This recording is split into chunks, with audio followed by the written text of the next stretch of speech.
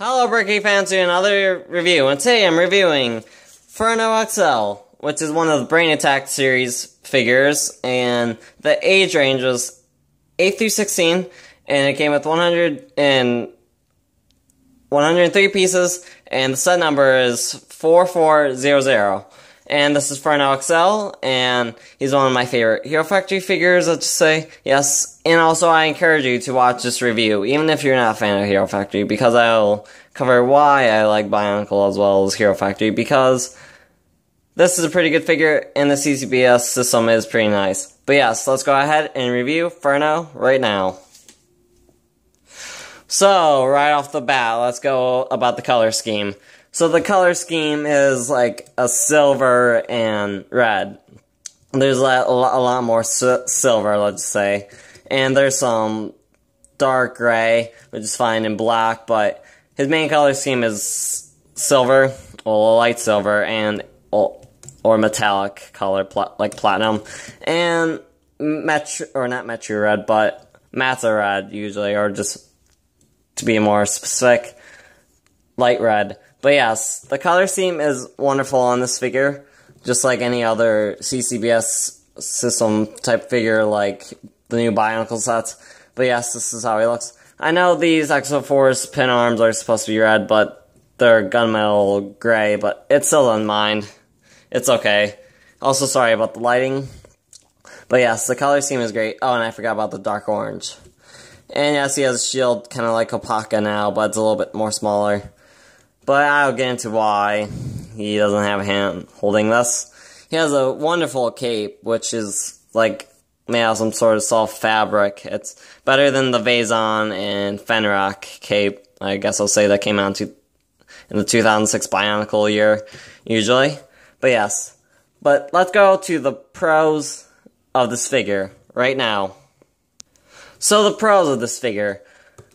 Like I said, wonderful color scheme. But also the build. The build reminded me a little bit of Omega Tahu in a way, because of these little CCBS, well, I guess I'll say Lego, since this is a Lego figure.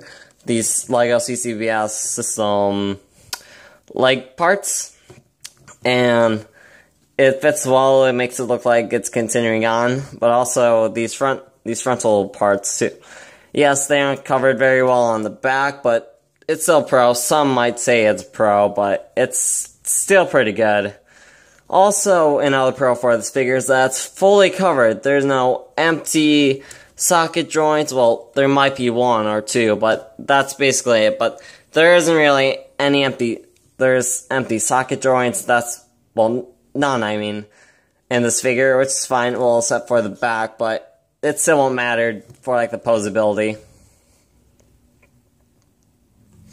And the last pro that I have for this set is the weapons. The weapons are pretty neat, I have to say. They aren't bad, but they're pretty cool. Like, this one's a sword, and it has, like, a flame sticking out, and he's also holding a shield, which is very, very reminiscent of Kopaka, in a way.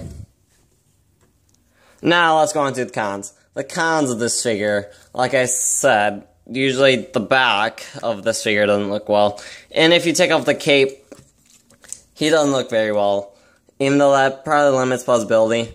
And another con of the set would be possibly these, I believe. These little spike pieces. Yes, they add some texture, but they kind of get in the way for posability. And another con, too, would be this shield piece is not held by an arm. It's held by, like, one of these Bionicle arm pieces that came out in 2008. But yes. And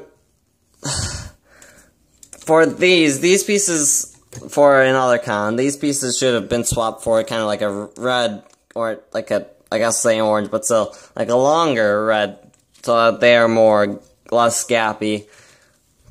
But yes, that cannot be fixed. And the hero cord, not a big issue, except these can get in the way. Some might say that it's a con. But there isn't that many cons for this set. Besides, it's a good figure either way. I like it. Oh, I forgot to mention this con. But if you lift off this visor, the face is a little bit bland, other people would say. I guess I'll have to agree with him. Because it doesn't look like Furno, even though I don't have his original headpiece. It does not look like Furno. It looks kind of like a angry version of Tahu, let's just say. But yes, if you flip this out, it looks way better. But yes.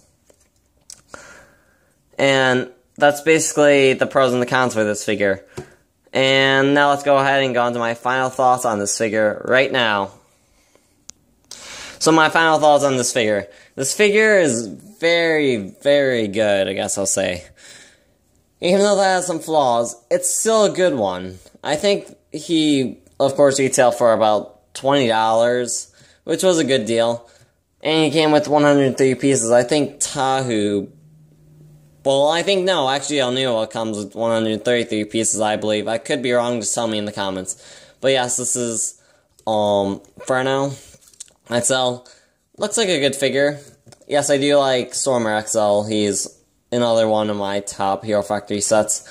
But yes, no one can outbeat Furno XL because it's a very detailed figure.